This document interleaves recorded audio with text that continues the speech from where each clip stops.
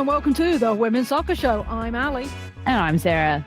And we're going to start very quickly because Sarah has a statement to make, shall we say, based off of last week's episode. Listen, I listened back and I wanted to punch myself in the face. Like, Ali can attest to this.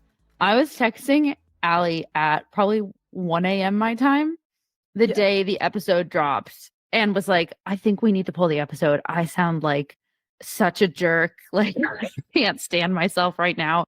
I apologize to everybody. Let's restart this season on a new note, on a fresh foot. Thank you all for coming back. I genuinely was like, I do think that was a mix of excitement and defensiveness of Alex Morgan that I should explore within myself. And it came together in probably an ugly way. But the good news is Ali told me it didn't come off as bad as I thought it did. But I appreciate you saying that, Ali. But I think it still wasn't my shining moment. Well, let's say that. And I'm very excited for what we have today, Ali. I'm very excited too. So we're going to start off by talking about, unfortunately, we're already in an ACL epidemic over here in the UK, and we've not even kicked the season off properly yet. So we're going to talk about that, and we're going to talk about an amazing project that is happening, and we're going to tell you all about that. We're, of course, going to take you around the world and cover some leagues very quickly, as we normally do. And then we're going to talk about the NWSL, because so much has happened just in like the last couple of weeks. We did mention last time we are going to talk about the San Diego situation, because since firing Casey Stoney, it has not gone to the plan that I'm sure Jill Ellis had. And there are many memes about that, which I'm very excited by. We're also going to talk about there's been some massive moves over there. And of course, we have to talk about the Orlando versus KC game that happened this weekend. And then we're going to keep you on the NWSL because we're going to talk about the fact that there is no draft that has been removed with the CBA. And we're going to talk about what that says for the league. How is that going to work? Because I don't think you Americans understand how that could possibly work, because in every sport you have a draft. So this will be interesting. Yeah, I'm excited to talk about that because obviously that broke while we were on break, but I don't think it's been talked about enough, like what that specifically tangibly is going to look like, and also how that compares to other leagues. I know we've had a lot of discussions around the WSL, them not having a draft, what that means in terms of the table, etc. So I'm excited to do big picture and like tangible, real, like reality, small picture for that CBA and the NWSL and the lack of the draft and all of that. We got a big one. Let's do it. Let's do it. So before we kick off with all the good stuff, we're going to have to talk about the slight sad news and the fact that the WSL and the Championship have been in both preseason friendlies, and I believe the Championship has now kicked off properly. And in the last 2 weeks, week even, we have had 3 ACLs. So the latest one is Sophie Ingle of Chelsea, did it in a friendly that they had a couple of days ago. Mia Ross of Charlton in the Championship did it in a league game, I believe. And then Millie Robertson of Blackburn Rovers also did it in a league game. And also, if anybody is willing, able, and can, and we'll put the link on our Twitter, Millie Robinson is fundraising that she can be seen privately because the NHS wait times for her to get her ACL repaired is ridiculous. So we'll put the link on. She's got a GoFundMe going. So if you can donate and want to help, please do. But we'll get that out on our socials. So based off of that, the 3 that we have seen, a project that we are very interested in and want to share with you got launched earlier this year. It is called Project ACL. And Sarah's going to talk us through what that actually means. So I'm really excited to do this because I feel like a lot of us have heard the name Project ACL, but we don't actually know the very specifics about what it is. We've heard Project ACL. We know that there's some big players attached to it. We know somehow players are involved, and we know it has to do with solving this ACL epidemic, we're going to call it, because that's what it is. But we don't actually know anything beyond that. So Ali and I thought, what a great positive thing to talk about here on the heels of this unfortunate news. So let's get into it. Project ACL, the Players Union FIFPro, has joined forces with 3 organizations to launch a 3-year project to investigate the concerning number of ACL injuries in women's football and hopefully increase player availability by, of course, decreasing the number of ACL injuries. And the study will focus specifically on players in the WSL in England specifically. The other three organizations that FIFPro has partnered with to create this Project ACL are, number one, the Professional Footballers Association, or PFA. It's a union for current and former football players and scholars in the English football leagues, FA, Women's Super League, and Prem. Second organization is Nike. Shout out Nike. And the third organization is Leeds Beckett University. So those three have partnered with FIFPro. I'm sure everybody has seen a lot of stats kind of maybe on social media from FIFPro. They are a players union that essentially works together across the world to protect players' rights. So if you heard us talking in World Cup coverage about, for example, players trying to get their fair share of their money from the World Cup, that's all through FIFPro. So FIFPro would work with federations to try to make sure federations are paying their players what they should. That's what FIFPro is. So the reason why this has come about is because if you do follow women's football, you will notice that ACL injuries happen quite a lot. They are 2 to 6 times more likely to occur in women than men. Over 2/3 of ACL injuries are non-contact, and 37 players missed last year's World Cup due to ACL injuries. Let me just repeat that last stat to you. 37 players missed last year's World Cup due to ACL injuries. Yeah. And that's why we call it an epidemic, right? So the fact that this is being created and the fact that 4 huge stakeholders have come together to research this is absolutely fantastic. And to be clear, this obviously everybody coming together is incredible. It was really driven by the players, though. They were the ones who were contacting FIFPro consistently to say that this needs to be a priority. And FIFPro has come out and said that is why action is being taken, because players have been asking for this. So let's talk about the study itself, because it is a study. That's why you see that Leeds Beckett University is involved, because there needs to be, actual academia involved in this as well. So the study itself, 3 main points on it.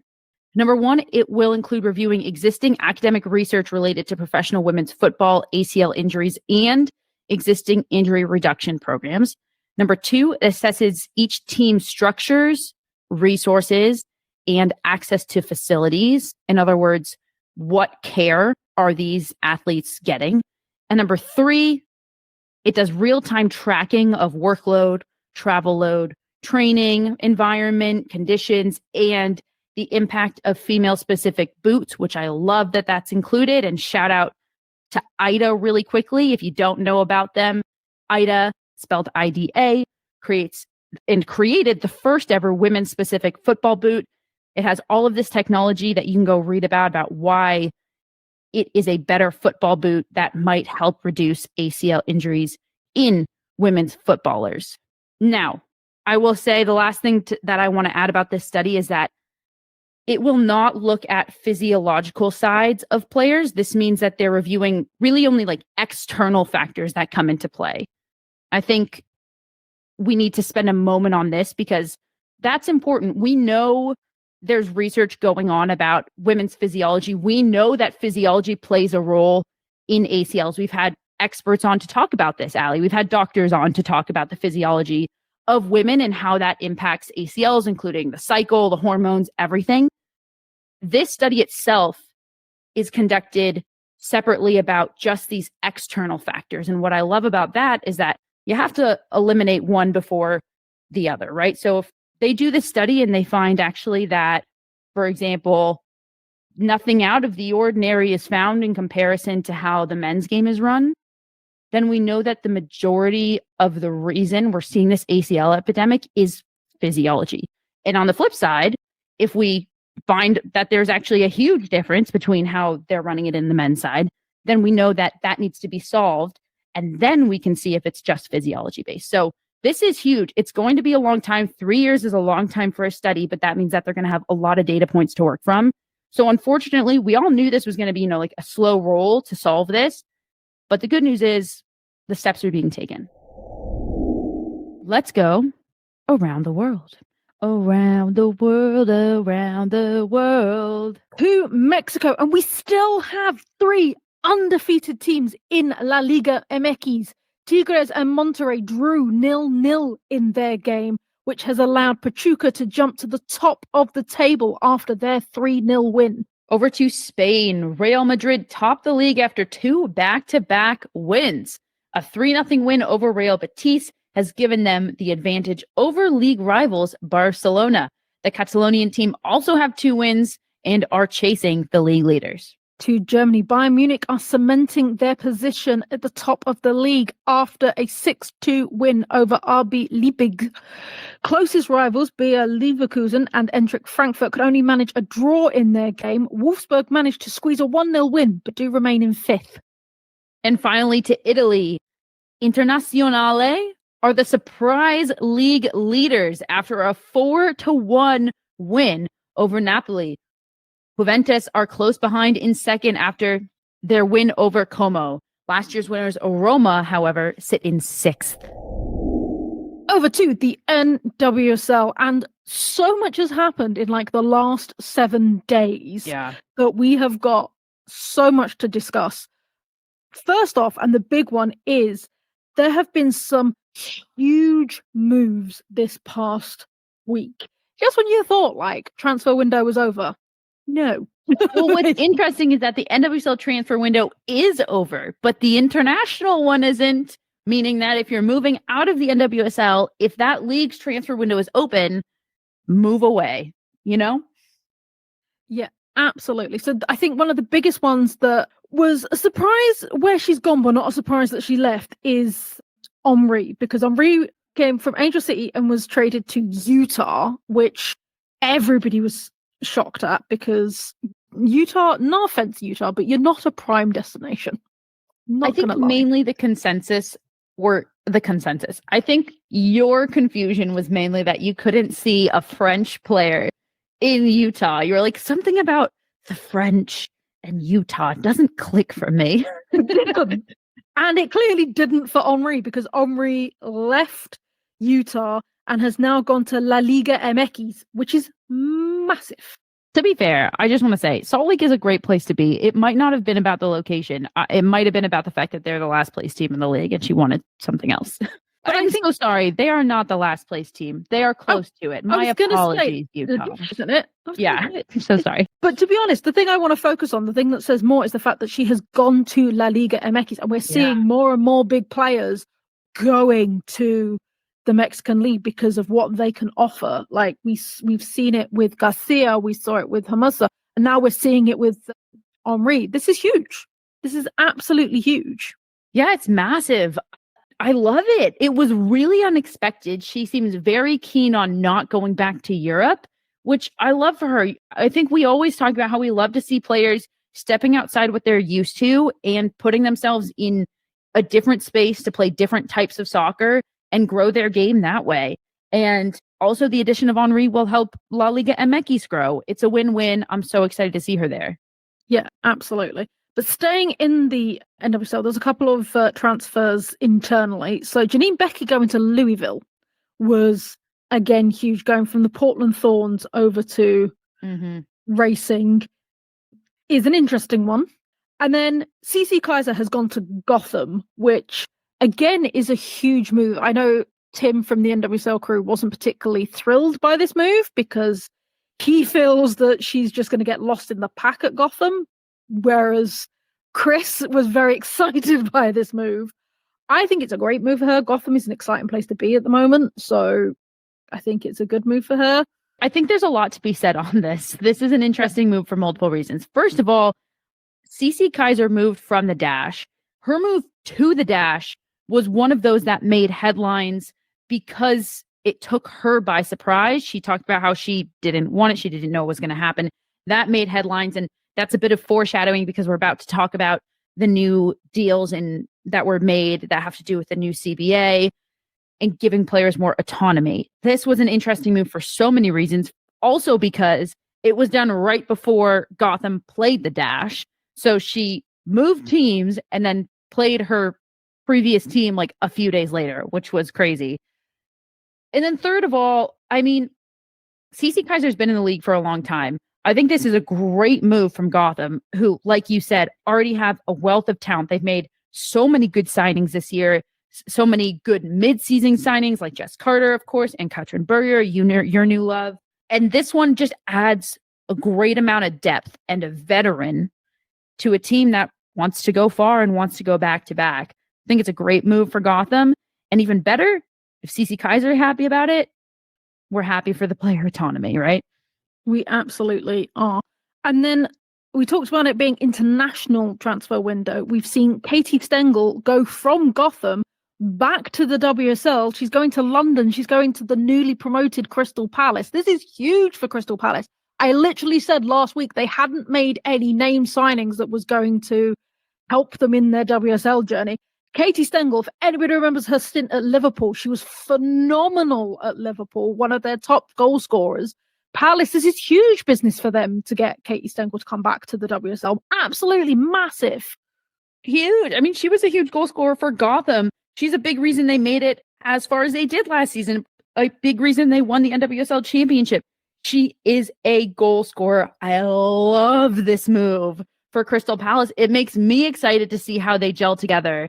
I was a little surprised to see her move out of Gotham because she has seemed happy there, but I think playing time wise, it makes sense for her as a specific player. She's going to get way more at Crystal Palace. So I'm really excited for her. This is huge. And then the last one that's been absolutely massive is Jakobsen has gone to the London City Lionesses. Who hasn't? This is the third player that of such a caliber that has dropped down to the second division in English football, has gone to the championship. Not only is it unprecedented, it's unprecedented in the fact that they've gone to a team that doesn't have a men's team attached to it. London City Lionesses are independent as much as they can. It's the reason why Michelle Can could buy them, because they don't have a men's club attached. So they started off with Aslani. They've also signed Perez, who was in the World Cup winning squad for Spain. And now they've announced they've got Sophia Jakobsen. This is huge for them. Absolutely massive. Like, it's outrageous. It also, I mean, we'll come on to San Diego, but how I shouldn't tie the two together, but I do think you kind of have to, that Jakobsen left San Diego Wave to go to London City Lionesses. And London City's got a great thing going. Don't get me wrong. It's very clear they're building something very special over there, and she obviously wanted to be a part of it. But if there was something very special going on where she was, I don't think she would be as inclined to leave mid-season. Back to London City, though. I just want to point very quickly for any international listeners that might get confused. London City is not actually in London. They don't actually play in London. They play in Kent, which is near London, but not really. It's a bit like calling yourself New York and playing in New Jersey. It's not the same thing. Continue. But these things, they happen. They are, though, as you say, a second division team. They're a championship team. And this many top tier players who could play in a Division I team in multiple leagues around this world have chosen to go to this specific Division II team. It is truly unprecedented. And I'm so excited to see what they can do. But quite honestly, if they don't get promoted this year, I don't know what it will be considered a colossal failure. I'm not trying to put a negative spin on it. I just that is the reality, right? That is the reality, yeah. I mean, it's obvious that Michelle King is building something and she has plans for the future. And I would love to hear what she says in the picture that she paints to court these players, because it's got to be huge. And so we expect something big. I mean, she's done a great job with the Spirit so far, which we'll come on to. Have you checked out Total Football Analysis yet? TotalFootballAnalysis.com provides research analysis on loads of football, including the women's game. Want all the stats in one place instead of drowning in a mountain of tabs? Want to explore key matchups and the tactics from both teams? Total Football Analysis provides the stats and analysis to help you learn more about the beautiful game. We have a special discount for listeners of the Women's Soccer Show. At checkout, type WOSO10 to get a full year for just €10. That's €40 of the yearly subscription. Head over to totalfootballanalysis.com and type WOSO10 at checkout. All right, moving on from that, let's talk game of the week. We're not going to spend a ton of time on this, but we have to talk about it because the game of the week, it had to be, Allie, Orlando hosting Kansas City. The last time these two teams collided, they were both undefeated. Since then, Orlando still undefeated. Kansas City has had kind of a rough restart, we'll say, since the Olympic break. But there were a ton of tight games around the league. This one was no different. The end score was a 0-0 draw, a different scoreline than the previous meeting, which was 2-0, Orlando taking it in Kansas City, this time 0-0 in Orlando. And it did feel like a very different game overall in terms of how these teams played each other, what the game felt like on the pitch. But nonetheless, the 0-0 draw means that Orlando remain undefeated and extend their league record of 21 straight regular season games now without a loss. Plus, Anna Morehouse recorded her 11th shutout. She's the 6th NWSL goalkeeper to earn 10 or more shutouts in a single season. Wow, wow, wow.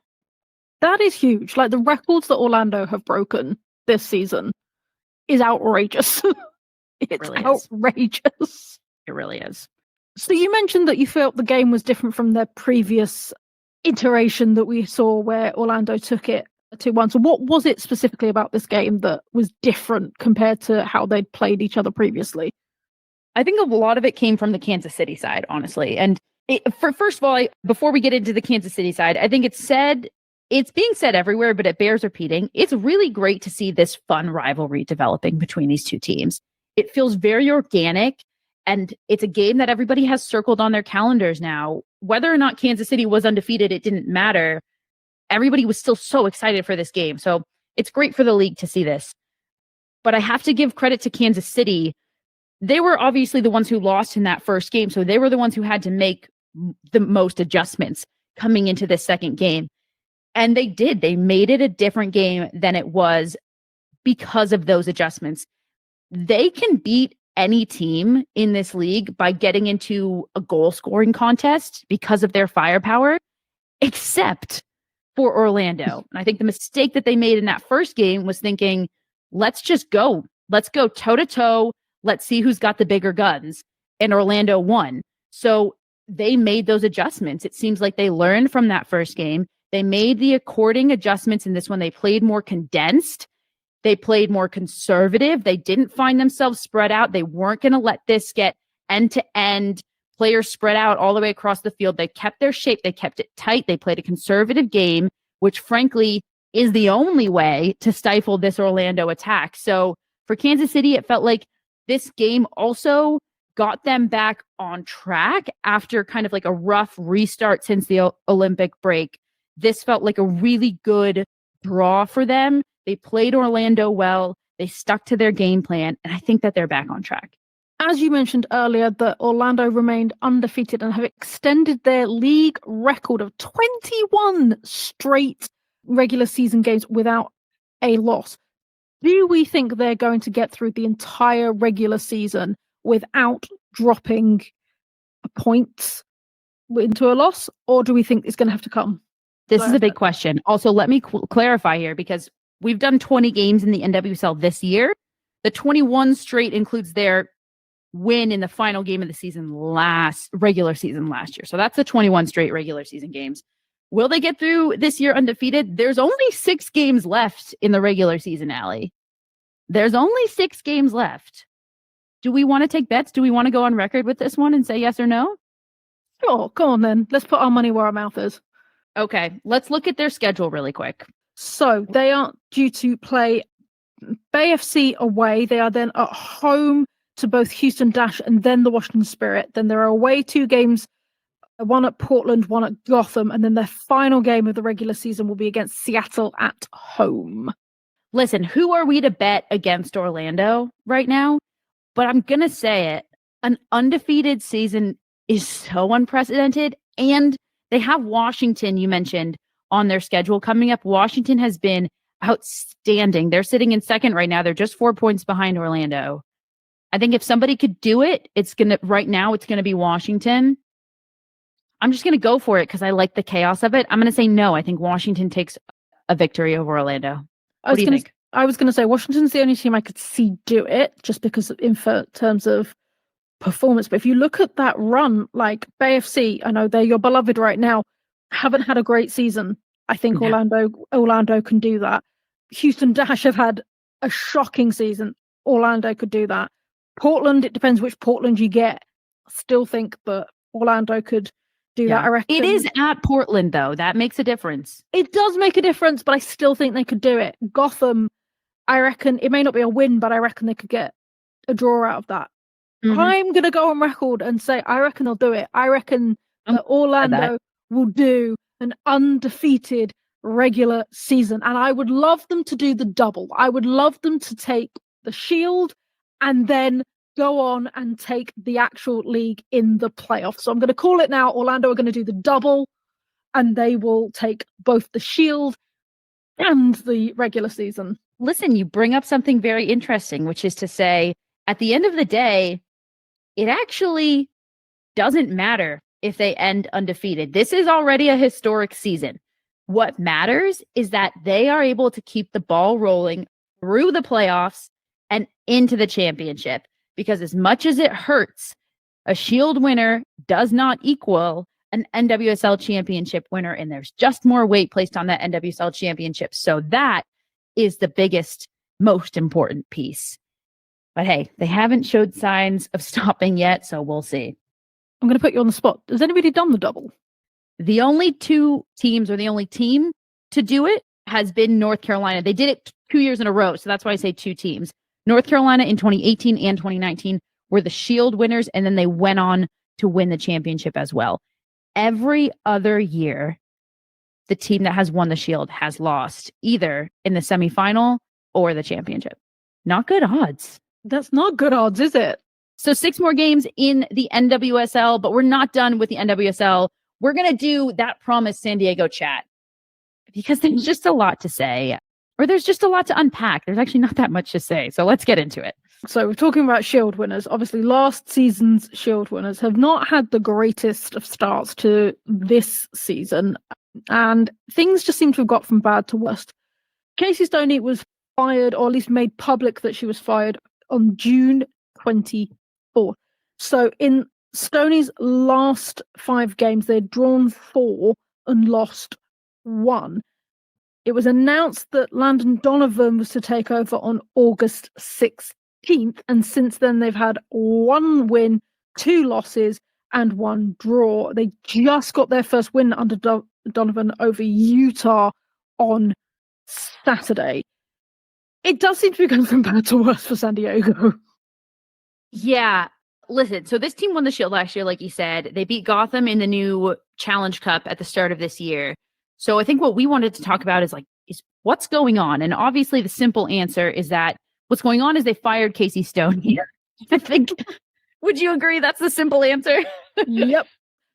Again, so many great memes. I saw one where, because of, I think is it Donald Trump who says, I've got some sort of a plan or a semblance of a plan. I've got a concept of a plan. That was it. I've got a concept of a plan. Nobody's like, Jill Ellis about San Diego Wave. I've got a concept of a plan.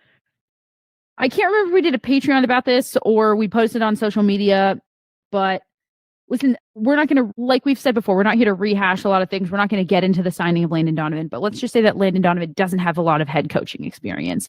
And I think a lot of people, including us, were disappointed to see this as the name. Now, it is an interim head coach role. That does not mean he will necessarily be hired as the head coach for next season. They could be doing, a huge search for who's going to be the next head coach starting next year. We don't know.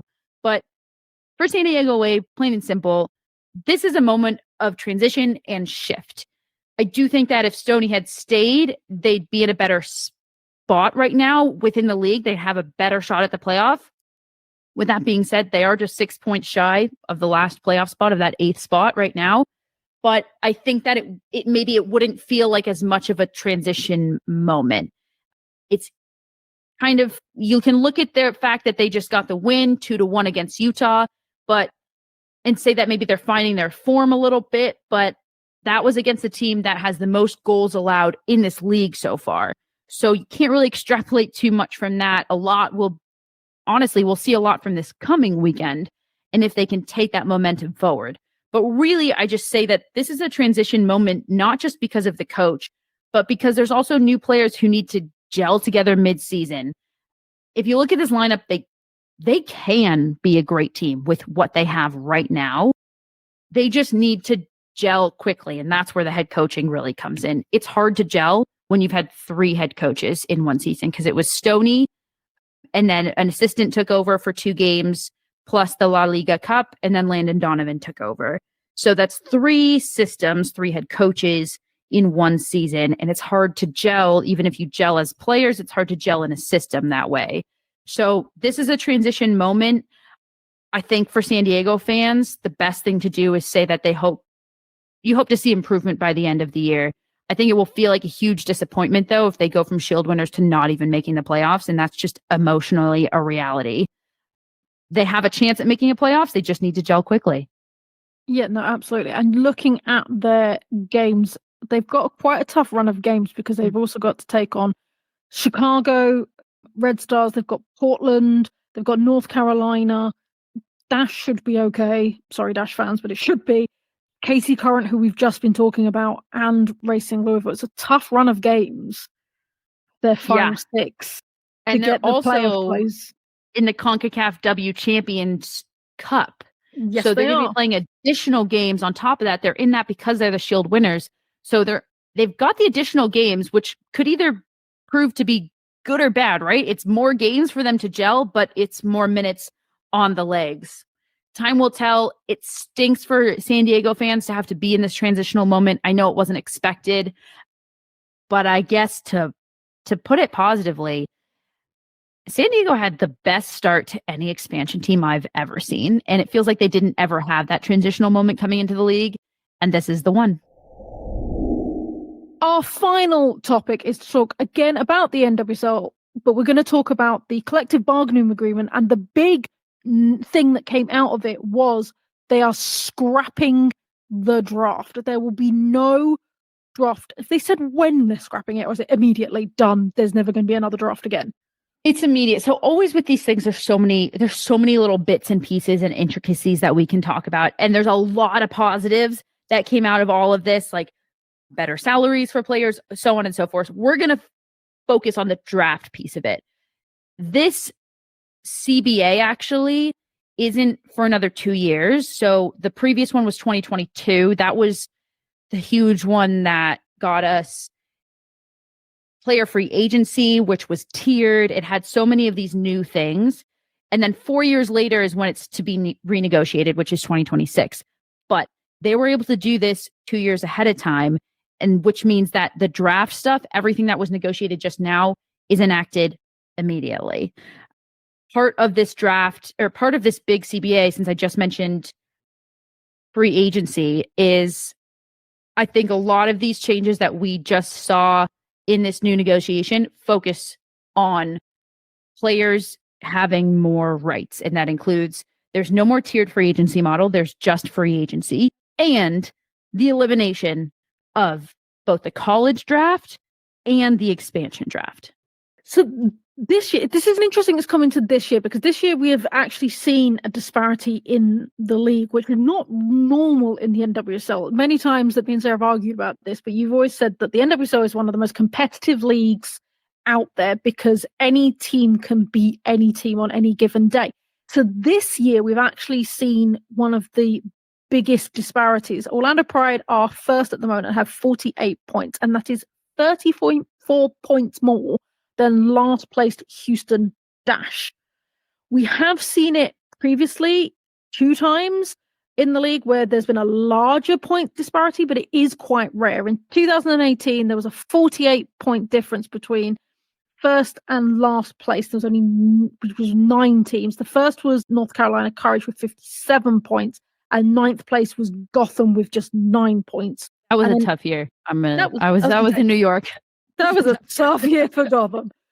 And in 2014, first place Seattle was 54 points, And last place, Houston Dash, again, 9th with 18 points, which again has that 36-point difference. Orlando have only got to get 9 points away from tying with the most amount of points in the league in a season. And they do have 6 games left, so it's very possible they will do it.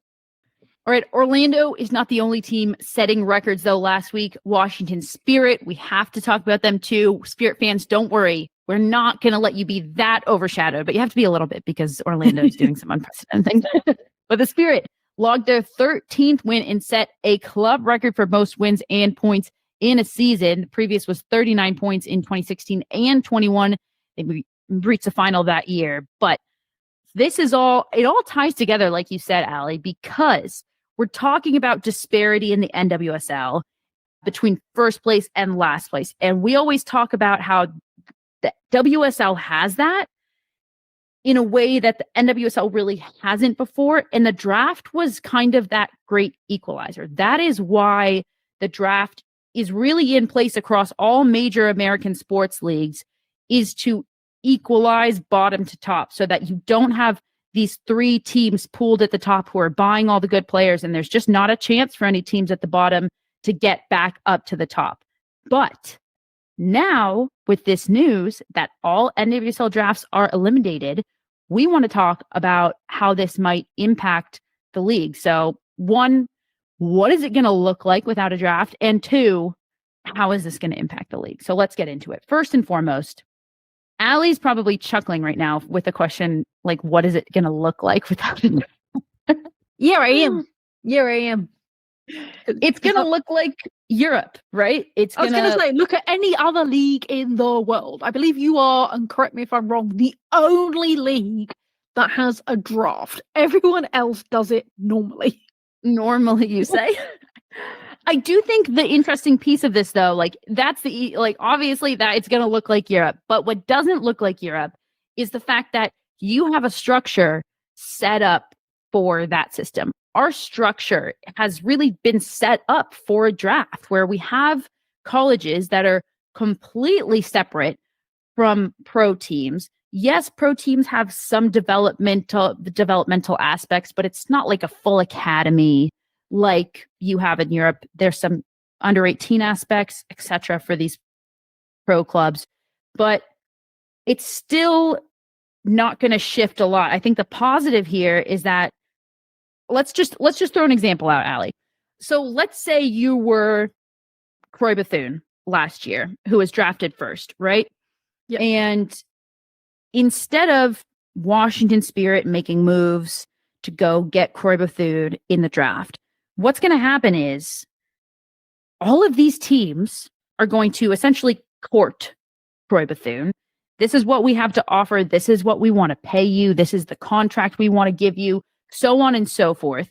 And then she gets to make her selection. What team do I think I fit best in? What team do I think I will thrive most in? Can I grow most in? Actually, very similar to choosing your college, which let's not even get into that. I was going to say, I've watched enough American movies to know that sounds very much like yeah, you get scouted for college. Yeah, I mean, it's the same scouting processes are going to go on for clubs. The difference is that they don't just get to pick a player and say, don't care if you want to or not, you're coming with me. The difference is then they have to really put their money where their mouth is and say, look at what we have, look at the facilities we have, so on and so forth. I think people might be concerned when they think about what does this look like for players who aren't, Croy Bethune, who aren't number one.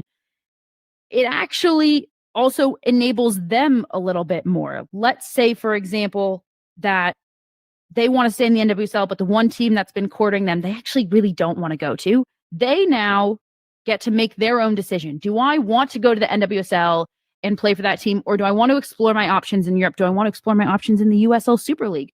So on and so forth. So really all this does is make teams it forces teams to make themselves an attractable option, a good option for players. And I will say, in terms of the draft and in terms of the great equalizer, I guess, how will this impact the league is a second question, right, Allie? Like, is the NWSL now going to become like the WSL? Did that cross your mind when you saw this? Yeah, it definitely did. And I think you guys are going to have it worse than we have in the WSL, if I'm going to be honest, in terms of teams and bulk picking up players and everything else. Because whereas I would say London and Manchester are equitable and there isn't much of a difference except for one's the capital and one's not, you guys differ from state to state, like in every way. I was literally having this argument with someone about taxes. But you guys, because it annoys me, you guys don't put your taxes in things and you go to the till and it's different. But, I agree. If it's $15, it's not $15. I understand. Yeah. But anyway, but the thing is Gotham and all of the California clubs going to be more of a appetizing place for young players, especially young female players, than say a Utah or a Houston or, you know what I mean, like the more southern states.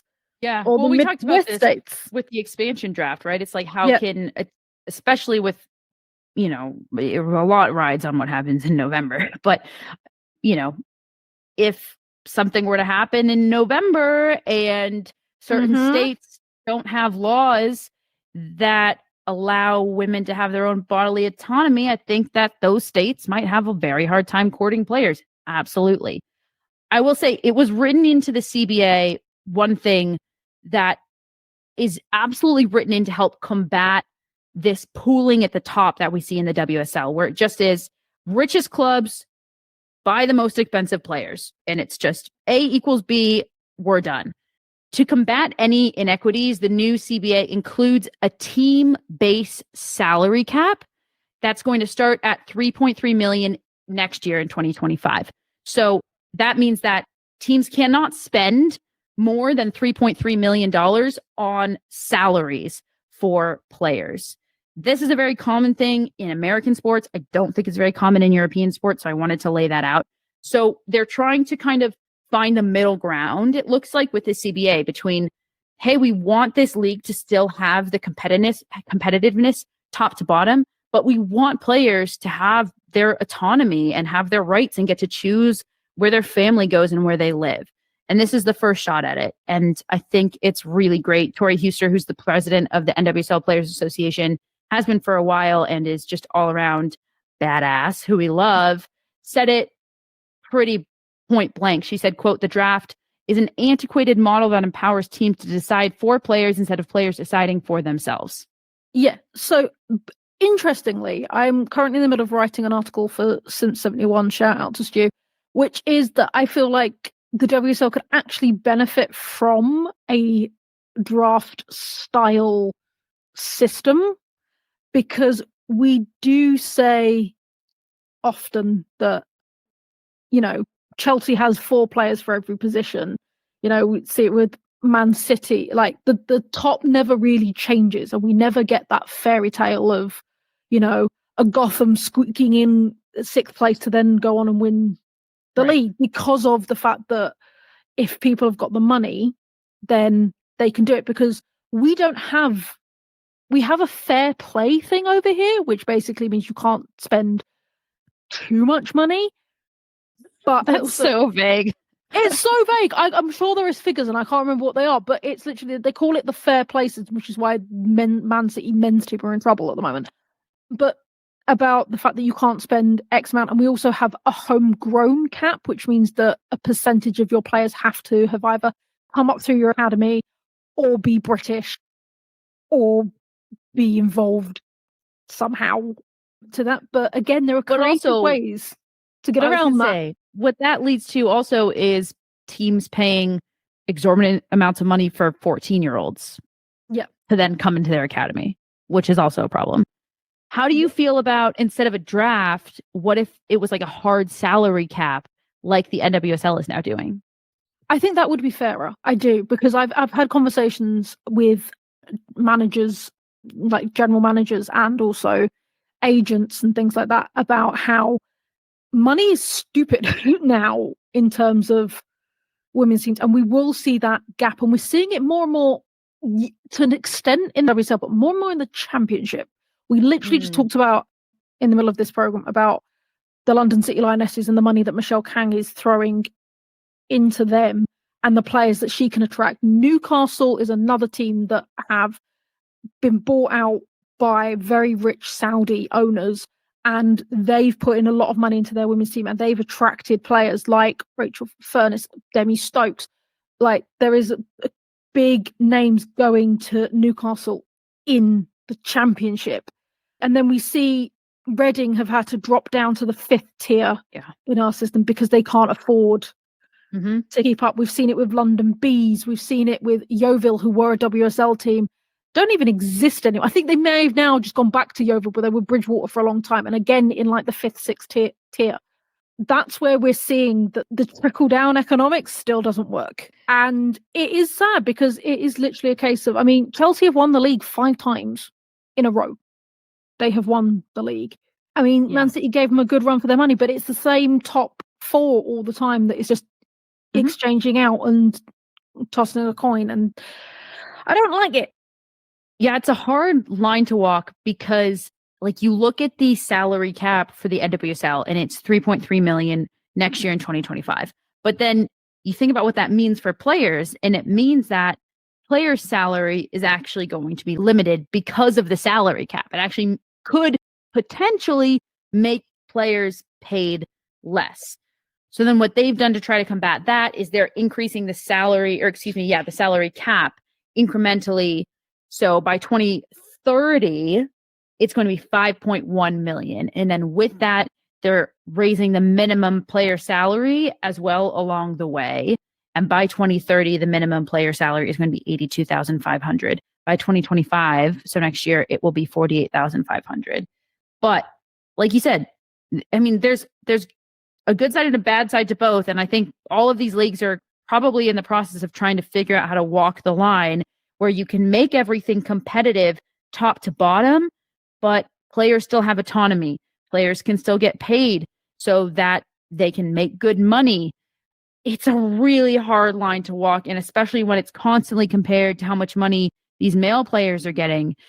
At the end of the day, it all comes back to, like, what is this picture of women's football? Do we want it to look like men's football? Which is, quite frankly, exactly what you don't like about the WSL. It is big money, big pockets, always at the top. Do we want women's football to look like that, or do we want it to be more equitable? And does equitable mean everybody's paid less across the board, or can there be competition and still a ton of money to players?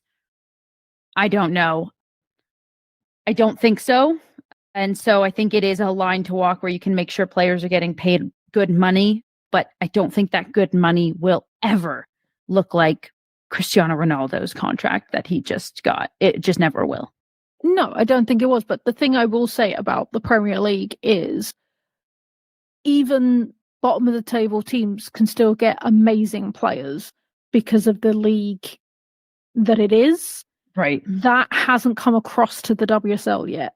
And my fear that will be the same for the NWSL, because maybe we need to expand the league to give more of that breadth. And that's a whole other conversation. But I will say that now, because I'm looking, at the teams in the Premier League. They can still get world-class players to come over because it's the Premier League. Right. There's not enough teams in the WSL to have that attaché. So therefore, everybody wants to go to your Chelsea's, Man City's, United's, Arsenal's. And we haven't quite got there yet. Plus, league standards will really help across the board. Yes. All right. That is it, everybody. Do not forget, of course, we have the NWSL this weekend, but the WSL kicks off this Friday. Allie, what's the game you're most excited for? Obviously, Man United, West Ham. But no, also, I'm really excited for Man City, Arsenal. And also, I'm excited to see what Newbies Palace can do. Like, they've got a tough one. They've got a London derby. They're playing Tottenham. Like, let's see what they can do in this league. Also very excited for Arsenal City. That's a huge matchup to kick it off. I think Liverpool-Leicester City will be a battle. And then I'll also throw it out there. Chelsea have been known to just kind of not throw in the towel, but they've been known to mess it up on that first weekend. And they're the opening game. They're playing Friday against Aston Villa. I'm pretty curious to see what happens there.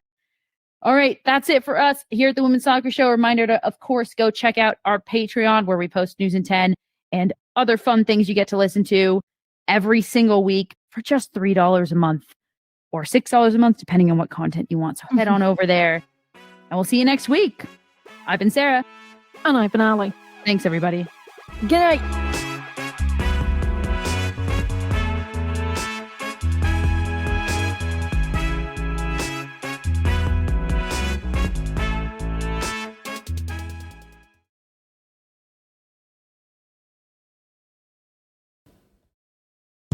This podcast was edited by Monkey Hill Media. Visit monkeyhillmedia.com for more information.